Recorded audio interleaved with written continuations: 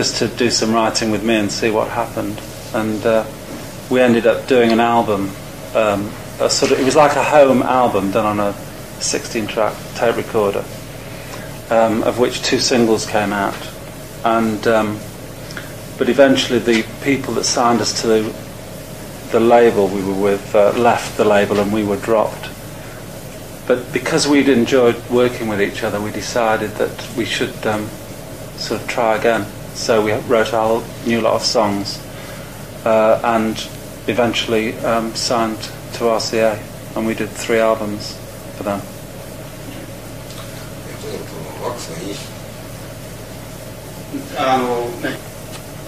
In his own personal opinion, Wax did sound like a sort of a more frivolous and Americanized version of 10cc.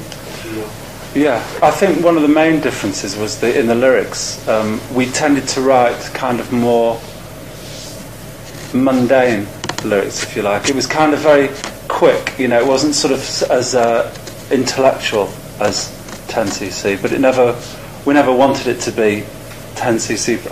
We wanted hit records, and we got some, but that was one of the main things about it. But at the same time, I think musically it had depth, but lyrically I can see quite a big difference.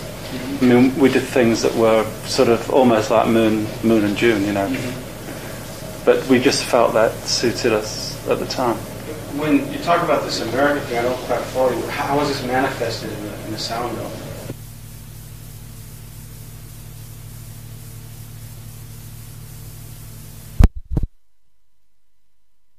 Yeah. Well, I suppose I don't know how, you know, what it is really that makes something American and something English, except an accent, I suppose. I mean, Andrew's got a very Californian kind of. He sings for sure. It's for sure. For sure. You know. The R is nice and juicy. Oh, absolutely. Yeah. Very, very broad. It's true. The copies of the Wax catalog. Oh, it was terrible. But seriously, folks, I thought it was very poppy, and not in a way that I particularly like. I thought musically it was very good and very well recorded. But the first thing I said to Graham when I heard some of this stuff was, what happened to the 2 guitarists I know? Andrew Gould's a very good guitarist. Graham plays great guitar. What happened? It sounds like synthesizer heaven. Overdubs after overdub after overdub, just swamping basically good backing tracks. And I do agree with Graham. I found the lyrics very, very sugary. It was kind of like, it was sort of pop music, whereas 10cc was had a lot more depth, you know. Pop with a twist. Yeah, I think there was something. There's always another message with most of our tracks. We're usually trying to get a serious point across in a frivolous way with a lot of the songs. Question. And so I guess it concludes this portion of the interview, but what were the ages to you? How do you look back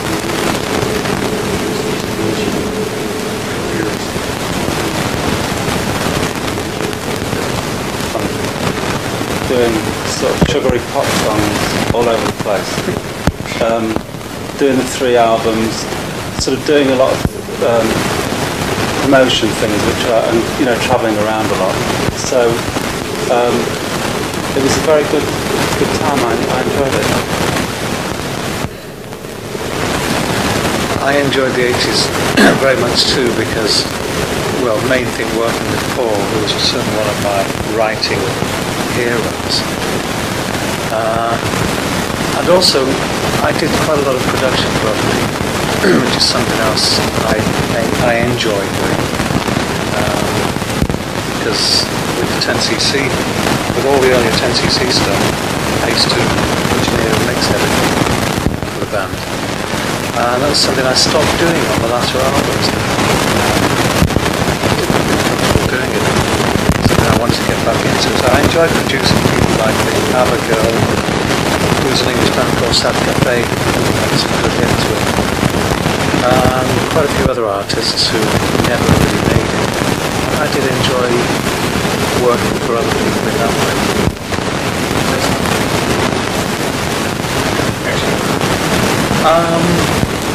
I will do at some time. At the moment, I'm in a 10cc mode, and that's what is of prime importance to me.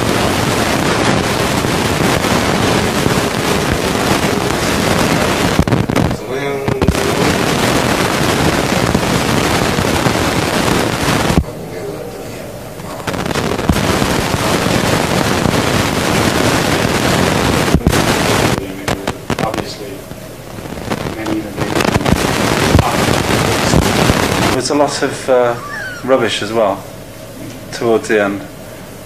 I think a lot of, when a lot of the sort of dance stuff started happening, and rap, which I've never really liked very much. When you say dance stuff, what do you refer to, for example? Well, lots of like the sort of Italian sort of house stuff, like the sampled stuff. Rave stuff. Yeah. Yeah. Kind of the Euro disco out of control. Right, this sort of black box kind of vibe.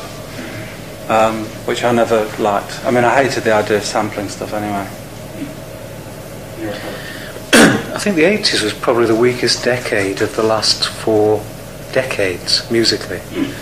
50s were astonishing as the start of rock and roll. The 60s, we all know about the Beatles and groups of that era. 70s, some incredibly innovative bands came through, like Steely Dan, a lot of good English bands. The 80s seem to be very thin on the ground.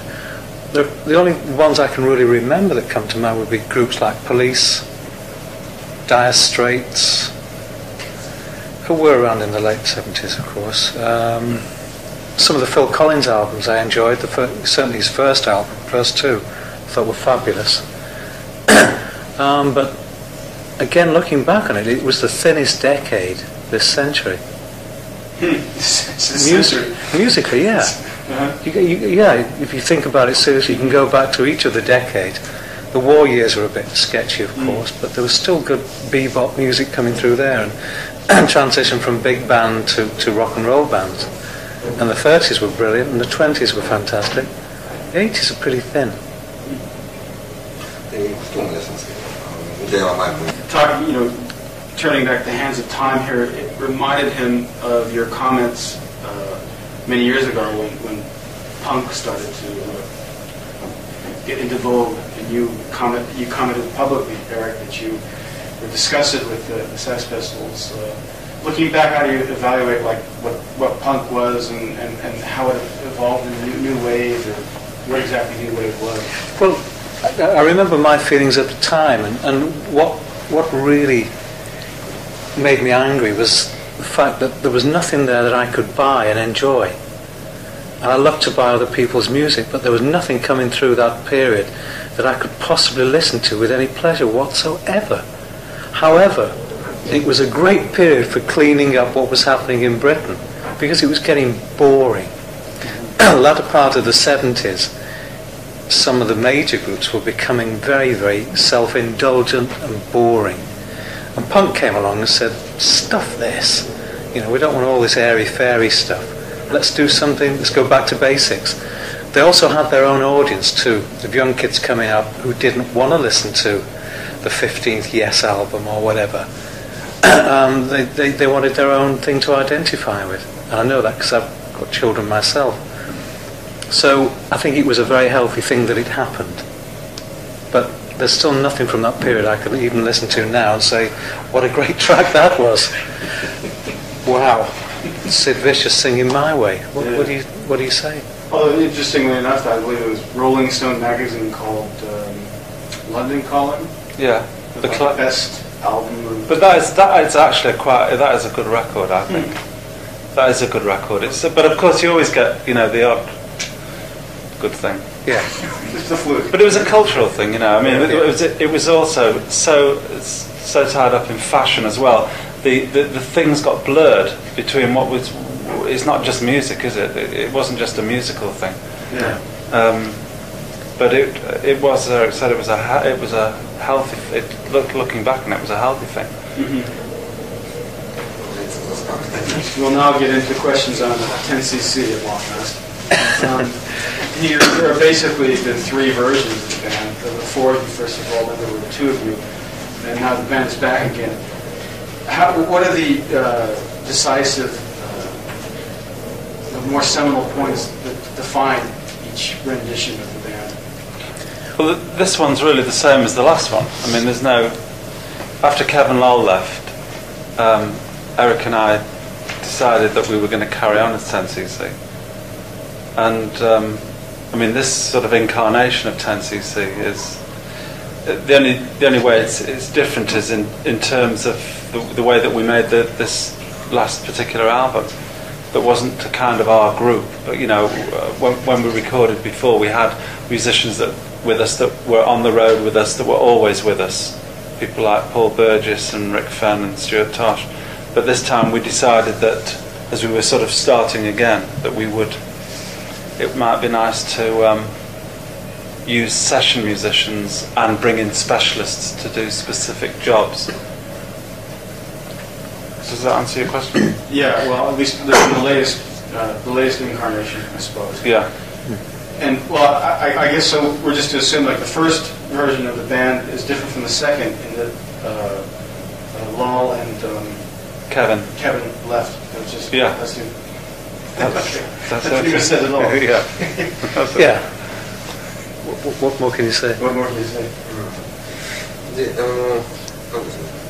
The Japanese public had been made aware of the possibility of the band reforming. I think as early as last spring, or spring of last year, he said. And a lot of the fans here were expecting more of a contribution from Kevin Lowell, whereas in the final product, I guess they're just doing vocals. Yeah. Yeah, I think what happened there was something that was rather irritating and has been irritating and will be irritating to us in the future, was that we always knew that what Kevin Lowell's contribution was going to be, and it was going to be that they were going to do some backing vocals and maybe play something, or they were going to be like special guests. But the impression, certainly from our British record company, was they gave out to everybody, for obvious reasons, was that 10cc had reformed and it was going to be the four original members. And this is really gets up our noses, believe me, because we never said it. We didn't want to mislead people, but people have been misled, and so consequently this thing keeps coming back time and time and time again. The fact of the matter is, when Kevin Lowell left in '75, Eric and I decided to carry on. We actually sold more records, if one wants to judge success by selling records, and I certainly do. We sold more records after Kevin Lowell left than before. Is that right? We did. I mean, Things We Do for Love, which is Eric and myself, actually sold more records than I'm Not in Love. It's maybe not going to be as famous in the long run, but that's a fact, And our albums got to higher positions in the charts also.